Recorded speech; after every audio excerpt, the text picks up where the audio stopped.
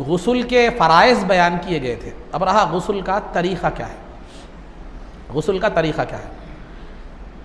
देखिए, गुस्ल करने से पहले आप जो जगह का इंतखाब करेंगे वो पर्दे वाली जगह होनी चाहिए।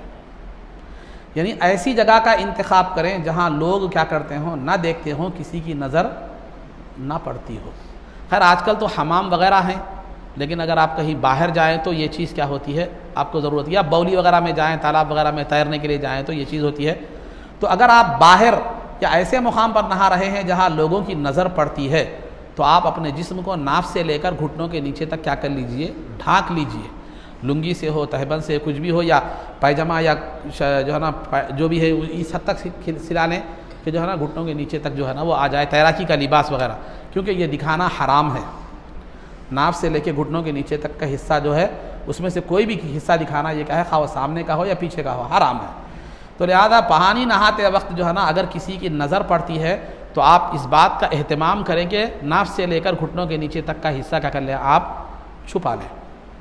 और दूसरा जो है ना, अगर हमाम में नहा रहे हैं, बंद कमरे में नहा रहे हैं, अगर आपको जो है ना कोई भी देखने का इम्कान जो है ना नहीं है, तो वैसी सूरत में आप क्या करें, बरहना भी नहा सकते हैं, ड्रायर पर भी नहा सकते हैं। लेकिन दो चीज़ें ख्याल रखना है। अगर वैसा ड्रायर पर वगैरह नहा रहे हैं तो बैठ कर नहाएं, खड़े होकर ना नहाएं। और दूसरा, क़िबले की तरफ रुख ना करें, क़िबले की तरफ मुँह ना करें। ये दो बातों का लिहाज रखें।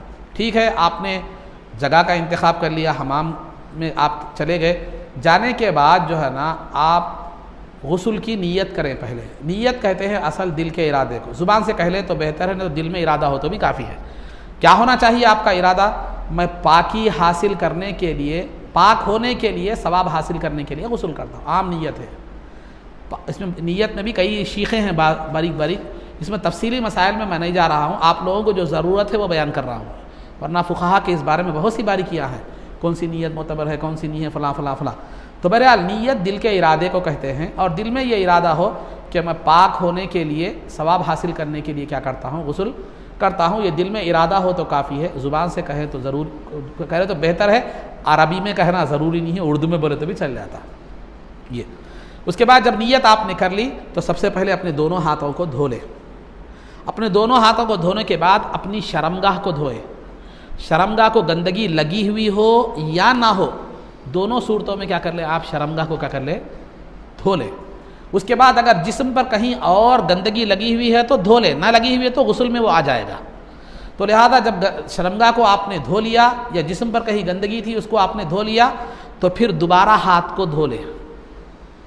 फिर दोबारा हाथ को धो ले, वज़ू शुरू करें। हाथ धोते हुए वज़ू का क्या करें, जो है ना शुरू करें। वज़ू शुरू करने से पहले सिर्फ बिस्मिल्लाहिर्रहमानिर्रहीम पढ़ें, उसके अलावा कोई और दुआ पढ़ने की ज़रूरत नहीं है। क्योंकि वज़ू में हर अज़ू को धोते वक्त एक एक दुआ है। वो दुआएं आप हमाम के बाहर वज़ू कर रहे हैं तो पढ़ सकते हैं, लेकिन हमाम में अगर वज़ू कर रहे हैं, गुस्ल के वक्त वज़ू कर रहे हैं तो वो दुआएं ना पढ़ें, बल्कि सिर्फ बिस्मिल्लाहिर्रहमानिर्रहीम पढ़ के आप क्या करें, वज़ू कर लें। वज़ू करने के बाद सर के मसह तक आ जाए। अगर जिस मुकाम पर आप गुस्ल कर रहे हैं वहाँ पानी जमा रहता है तो वज़ू में पैर न धोएं, बल्कि पूरा गुस्ल कर लें। बाद में बाजू में हटकर या बाहर आकर क्या करें, आप पैर जो है ना धो लें। नहीं, अगर आजकल हमाम वगैरह है, पानी फिलफौर चला जाता है, तो आप उस वज़ू में पूरा मुकम्मल वज़ू कर लें, यानी मसह के बाद पैर भी धो लें। वज़ू हो गया आपका। पहले आपने जो है ना नीयत की, उसके बाद शर्मगाह को धोया, फिर हाथ धोए, वज़ू किए। उसके बाद क्या करना है, आपको सर जो है ना, सर के बालों में अच्छी तरह पानी पहुँचाना है। यानी मतलब यह है कि पहले क्या करें, पानी डालकर सर के बालों में इस तरह खिलाल करें 3 मरतबा इस तरह खिलाल करें, सीधी जानिब, राइट साइड। फिर उसके बाद पानी डालकर बाएं हाथ से क्या करें, 3 मरतबा लेफ्ट साइड क्या करें, पूरी ये करें, भिगो दें। अच्छा, जड़ों तक पानी क्या कर दें, भिगो दें। ये हो गया। उसके बाद क्या करें, सर से पानी डालें।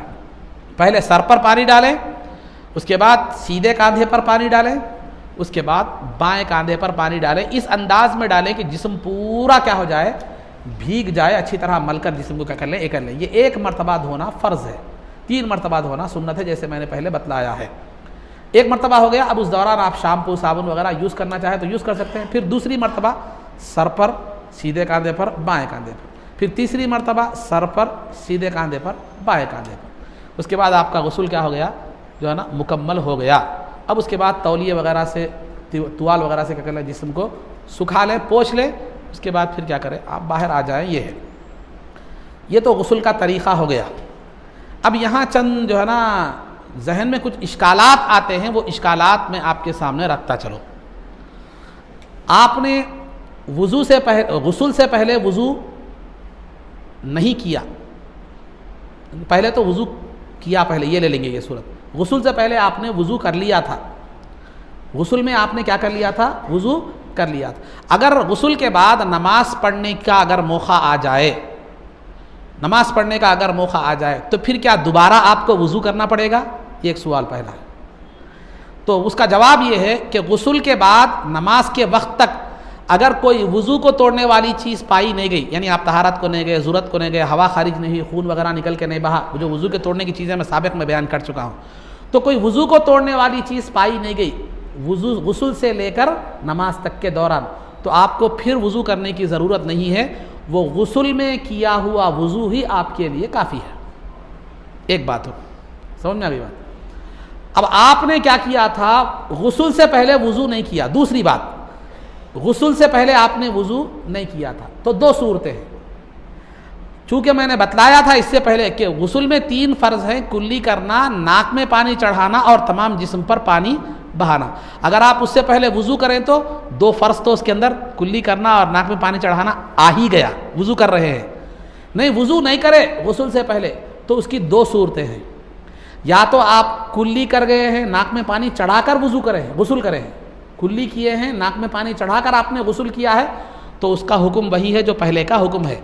यानी आपको नमाज के लिए जो है ना दोबारा वुज़ू करने की ज़रूरत नहीं है। अगर कोई वुज़ू को तोड़ने वाली चीज़ पाई नहीं गई तो दोबारा वुज़ू करने की ज़रूरत नहीं है, आपका गुस्ल ही उसके लिए काफ़ी है, फिर वुज़ू करने की ज़रूरत नहीं है।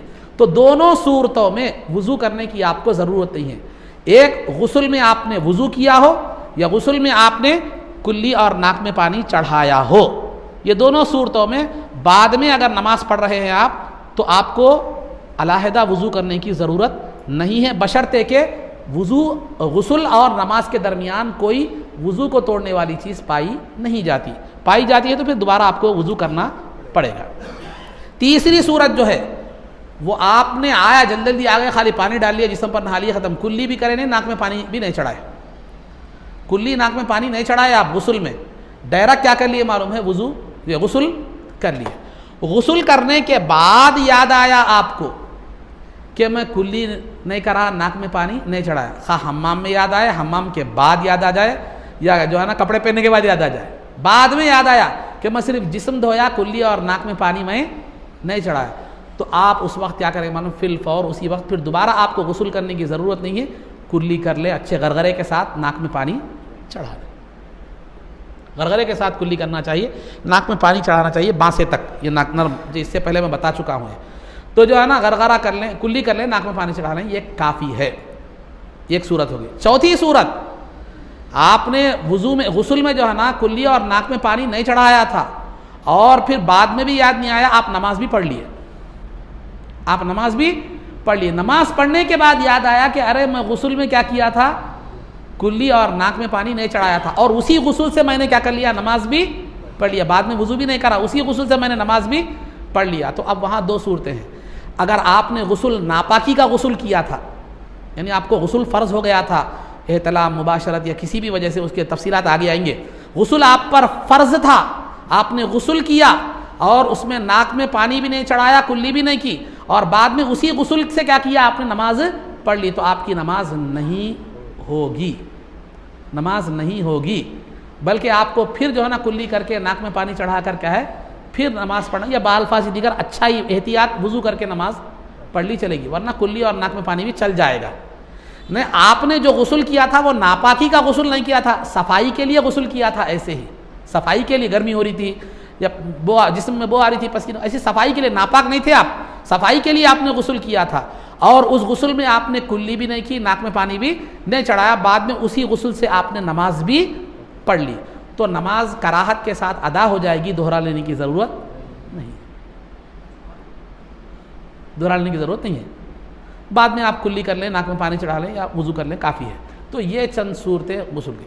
और आखिर में एक जो गलत फहमी हमारे अंदर है, गलत फहमी है, ये दूर करने की ज़रूरत है। आखिरी बात बता रहा हूँ, गलत फहमी कि हमारे पास बाज़ लोगों का ख्याल है कि वो दुआ पढ़ के सिर पे से, ये कांधे पे से, ये कांधे पे से जो है ना पानी डाले तो गुस्ल होता, नहीं तो गुस्ल नहीं होता। बल्कि ये अक़ीदे के चलते बहुत से हमारे ख़वातीन क्या करते हैं, ख़तना का अगर वो होता है, ख़तना का गुस्ल दे रहे हैं तो क्या करते हैं, मालूम उस्ताद इमाम के पास भेजते हैं, बच्चे ख़तना की दुआ का गुस्ल पढ़ के दियो बोल के। या कोई औरत जो है ना अय्याम से पाक हो गई है, या निफास जो बच्चे की विलादत के बाद जो अय्याम आते हैं उससे पाक हो गई, गुस्ल की दुआ पढ़ के दियो बोल के लाते हैं।